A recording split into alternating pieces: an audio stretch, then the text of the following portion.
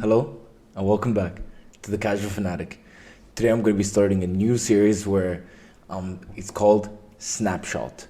What I'm going to be doing in this is just giving my raw initial reaction to big games, games I find interesting, and just having a look at a raw reaction, how I felt about the game, the different narratives that emerged, the feel, the sense around the games and the teams, and how they performed, and picking out individual players that I was really impressed by.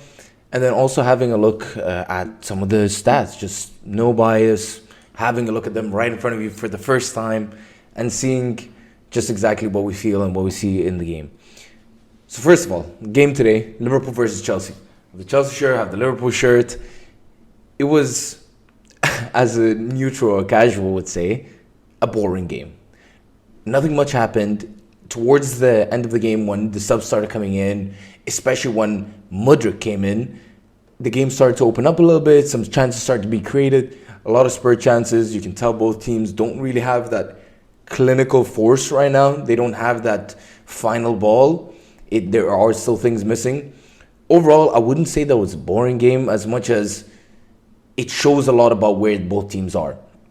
For me, Liverpool it's clear what's happening right now. It's like they have new signings that they're trying to, Klopp is trying to get integrated into a completely new system. He has an idea of where he wants to go with it, but I don't think he has the squad or the players right now fit or available for him to play the system that he wants to implement. And it is different. And it's not just a case of, oh, Mane's gone, oh, some of the players are older. That's not how football works. It's Klopp's trying to create the next era of Liverpool, next generation of football, where we're moving in as well. That's the direction we're moving towards. And Klopp is clear that he knows what he wants, but I don't think he has the midfielders available to play that system, especially since they've always been used as counter-pressers and the first line of defense and more disruptors of the ball than they have been creators and facilitators. Thiago has always been class, but I think he is getting to that point where the lack of physicality and the lack of pace is going to start to play a role for Liverpool, And having Bajcetic and Naby Keita in the midfield with Thiago was just a weird experiment that Klopp tried, and it just didn't work out. Like, looking into it, Liverpool... let's see where the statistical lineup was for Liverpool here. So Liverpool had less possession in a game at Anfield, which has not been Klopp's teams over the last few years. Liverpool had less XG.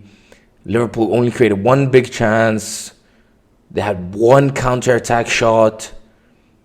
They had less passes. The pass accuracy was 79%. Chelsea's not much better at 81%.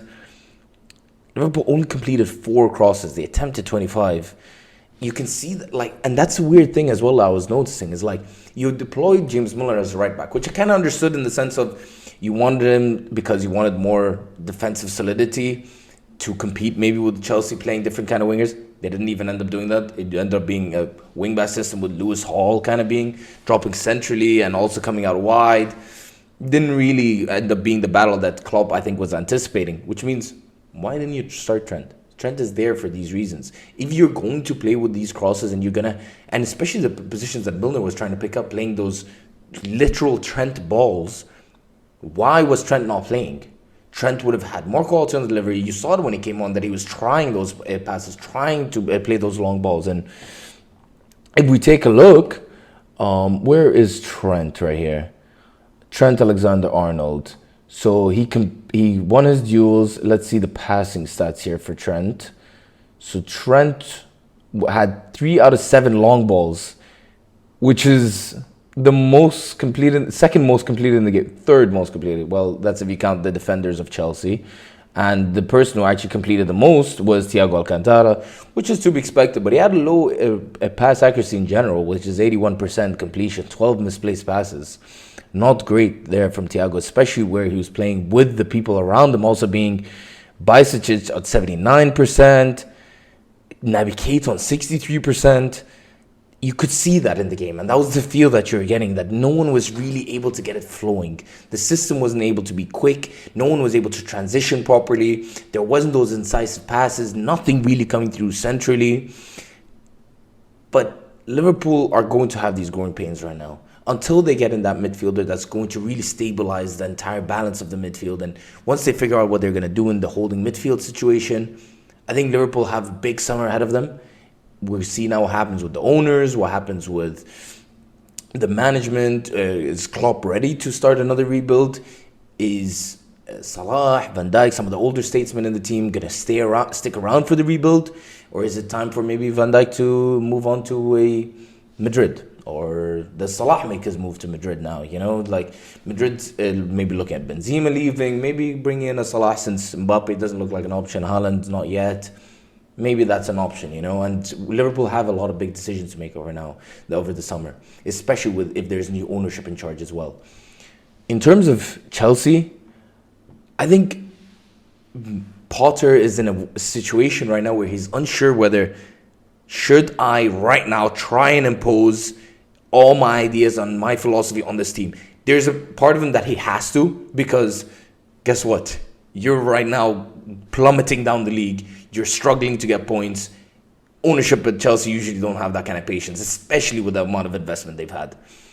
So the question is now for Potter is like, does he just embrace what he has right now and use that? I understand it sounds like, pity, sympathize or whatever, because they've signed over $500 million in one season. But he doesn't have his Reece James available. He doesn't have Chilwell available. He doesn't have loads of other players. Let's even exclude players like Kante.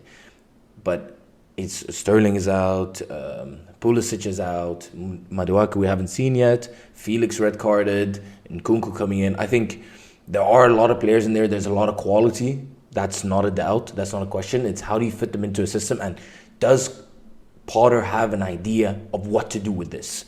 Because as you saw in that game, honestly, in my opinion, once you saw him bring on Mudryk, I think we see why Arsenal were chasing him so badly and why Chelsea immediately jumped at a chance. This man looks exciting. He looks energetic. The way he drives with the ball, he's so composed. So the ball just glues to his feet. He's able to link up. He created a couple of chances. He was very exciting. Yes, Chelsea had 3 big chances. I'd love to see who actually created those chances, because I'm pretty Mudryk 93% pass accuracy, 13 out of 14 passes, XG of 0.24. He had 28 touches of the ball. It took him a while to get that first touch.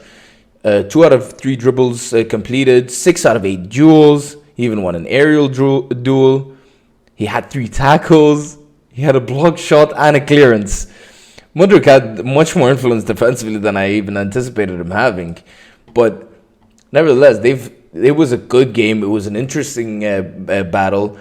Well, a good game is not exactly what I meant by that, but yeah. Mudryk, I think, is very exciting. I think there's something there. Chelsea, I think Potter might have seen this game and might be like, you know what?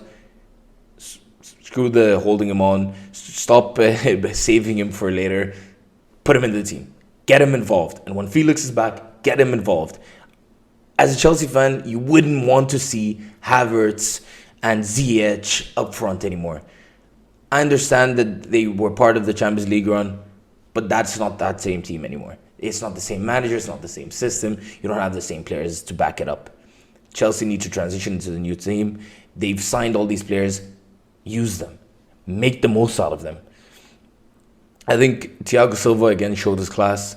He was quality, 91% pass accuracy, 4 out of 12 long balls. How did he do defensively? 6 clearances, the most in the game. He had 3 block shots, the most in the game. He had 3 interceptions, the fourth most in the game. He didn't have tackles, but that's not really what you want a center back to do. I'll go more into what a center back's role really is in another video. I actually do want to talk about that.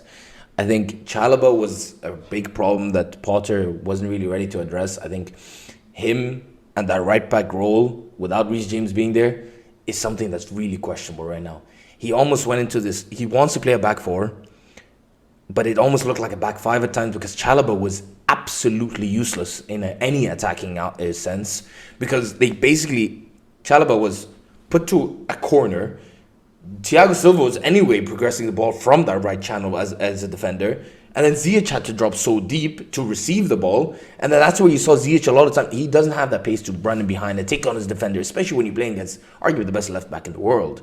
You're not going to expect Ziyech to just take on his man and dribble through them and then create further down the line. You're asking him to keep the ball for 50 yards and then also create. So you saw a lot of long balls attempted by Ziyech. Let's see actually exactly how many Ziyech attempted. He attempted 2 out of 4. His pass accuracy was 69%. He attempted 11 crosses, only 3 successful. And he did create a big chance. But Ziyech he has quality, but you want him further up the pitch. You want him in places where he can influence, not where he has to drop back. And at times he had to cover Robertson's deep runs. That's Chalobah's job. And that's where you use Gallagher. Instead of having Ziyech drop deep, and then his pass ahead of him is an underlapping Conor Gallagher, then having to go out and compete also in the duel. It's a very difficult thing to figure out when you don't have that right back in use, really. So Ziyech almost had to occupy both roles. Chalobah, yes, the idea was to occupy him defensively and make sure he picks up Harvey Elliott. But Harvey Elliott wasn't really useful. Didn't really do much in the game. So that has to be micro adjustments that are made by the manager and by the player himself. I thought it was a poor showing. I don't think that he had the best performance. Where's Trevor Chalobah's match rating? He has a 6.9 on SofaScore. To me, this wasn't a game where he really had any purpose. He only had 2 duels attempted. He had 3 duels total, 1 aerial. He won all of his duels, but those are against smaller players a lot of the time. Like, in terms of, he was up against Harvey Elliott for most of the game, who didn't have a good game either. And I don't know where this, like, I can see that there's talent and there's quality there, but I don't know if he's that special player that Liverpool can really build around for the future.